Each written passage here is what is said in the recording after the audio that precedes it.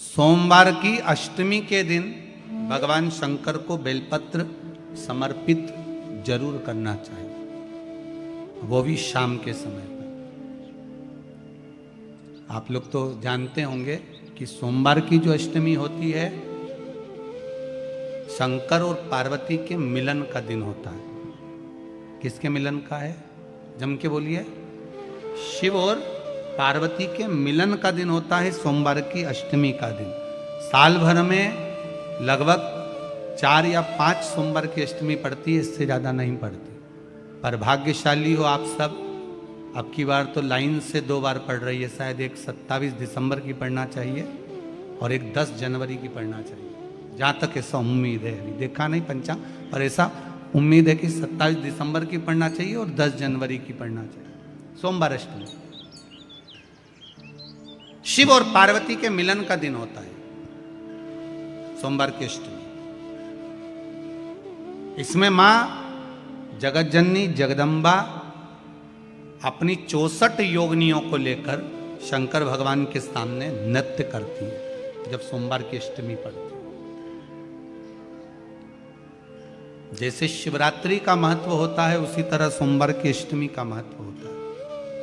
जब 64 योगिनियां माता शंकर भगवान के सामने नृत्य करती हैं तब भगवान शिव उठकर खड़े होकर उन 64 योगिनियों को अपने हस्त कमल पर धारण करते हैं, और हस्त कमल पर धारण करते हैं तब उन 64 योगिनियों को लक्ष्मियां प्रदान करती हैं। लक्ष्मी माता को वो 64 योगिनियां दी जाती हैं। लक्ष्मी मैया उन 64 योगिनियों को भगवान विष्णु के पास लेकर जाती है। भगवान नारायण उन 64 योगिनियों को ब्रह्मदेव के पास लेकर जाते हैं। उन 64 योगिनियों को ब्रह्मा जी ब्रह्माणी को प्रदान करते हैं। ब्रह्माणी उस 64 योगिनियों को ले जाकर माँ जगतजननी आद्य शक्ति को देती है। आद्य शक्ति उन 64 योगिनियों को ले जाकर शिव को समर्पित करती है। सोमवार की अष्टमी शिव को रिझाने की होती है, भगवान शंकर को मनाने के लिए, शिव को प्राप्त करने का एक साधन।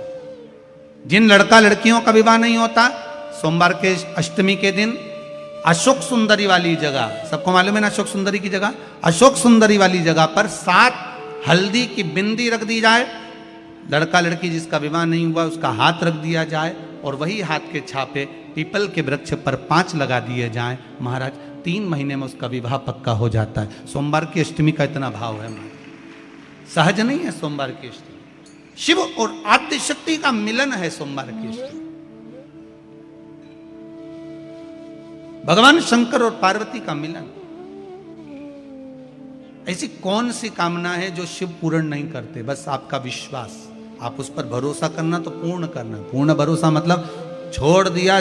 पूर्ण भरोसा मतलब शंकर जी के मंदिर में नारियल नहीं फूटता है क्या? नहीं, क्योंकि पूर्ण समर्पित होता है। शिव जी को आधा चावल का दाना भी नहीं चढ़ता, पूर्ण चढ़ाई है। शिव जी को आधा फल नहीं चढ़ता, पूर्ण चढ़ता है। श्रीफल भी चढ़ेगा तो पूर्ण चढ़ेगा। शंकर भगवान के पास में आधे का कोई काम नहीं है, उनको पूर्ण समर्पण चाहिए। आपका पूर्ण समर्पण अगर आप दोगे तो शिव उसको स्वीकार करेगा।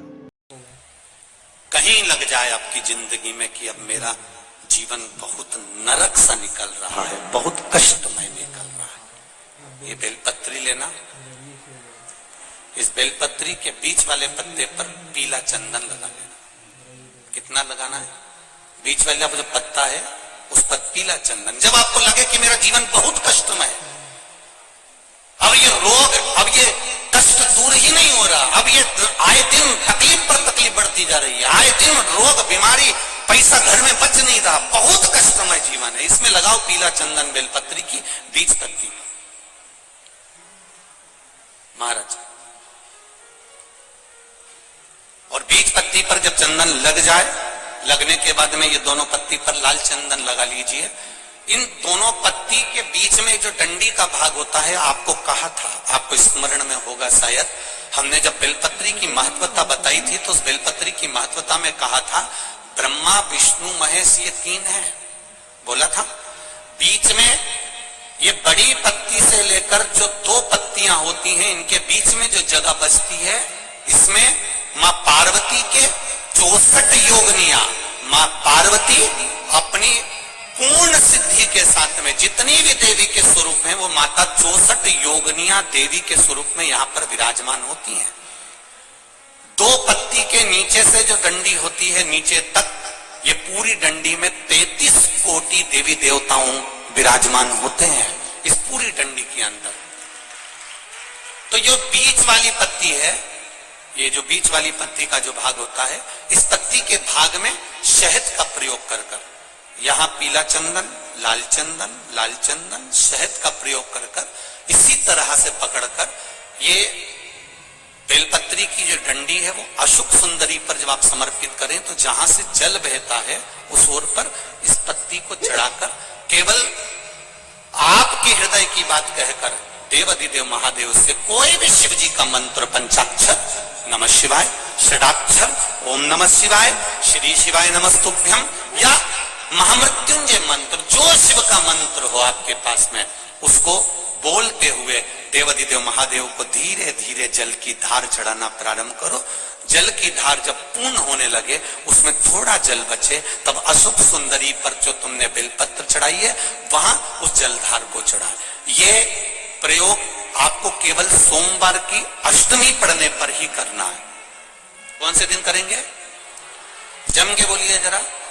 सोमवार की अष्टमी पढ़ने पर यह प्रयोग करें और जल चढ़ाकर बाबा से विनती कर कर उसी बेलपत्र को वापस उठाकर कहीं जलाशय में या किसी पेड़ के नीचे विसर्जन कर दें और 1 लोटा जल वहां भी चढ़ा दें।